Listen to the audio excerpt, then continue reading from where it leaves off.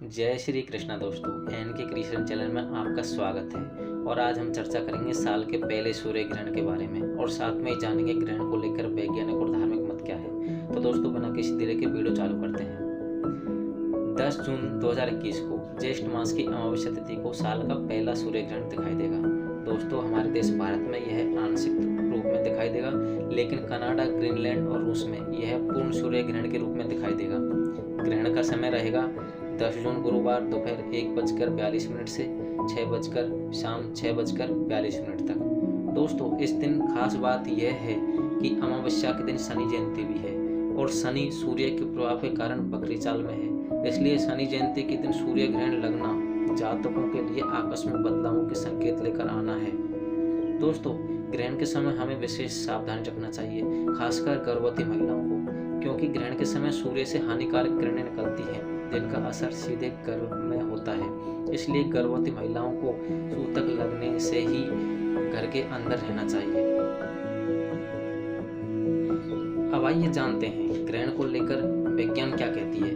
ये आप अच्छी तरह जानते होंगे कि विज्ञान के अनुसार जब सूर्य और पृथ्वी के बीच में चंद्रमा आ जाता है तो चंद्रमा की छाया पड़ती है, जिससे सूर्य ग्रहण माना जाता है। दोस्तों लेकिन क्या आपको पता है सूर्य ग्रहण को लेकर हमारी धार्मिक मान्यता क्या है? चलिए जानते हैं। दोस्तों जब देवताओं और दानवों के बीच में समुद्र मंथन हुआ था तब उस समय सागर में से 14 रत्न बाहर निकले थे, जिनमें सबसे पहले हलाहल विष निकला था, जिसे भोलेनाथ ने पी लिया। उसके बाद कामधेनु गाय, शंख, ऐरावत हाथी, कल्प वृक्ष, लक्ष्मी, पारिजात वृक्ष, धन्वंतरी वेद, घोड़ा, उच्चैश्रवा, कौस्तुभमणि, अप्सरा रंभा, पारुणी, चंद्रमा और अमृत कलश निकला था।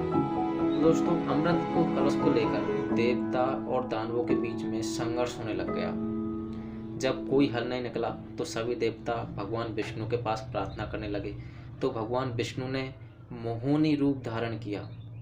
दोस्तों जब मोहिनी रूप में भगवान विष्णु आए तो असुर उन मोहिनी रूप देखकर बहुत आकर्षित हो गए। वो यहाँ तक कि भूल गए अमृत भी पीना है।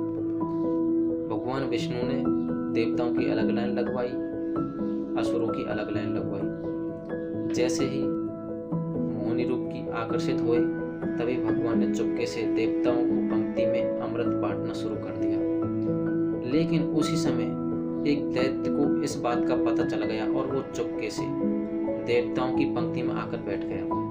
जैसे ही सभी देवताओं ने अमृतपान कर लिया तो लास्ट में उस असुर ने भी अमृतपान कर लिया।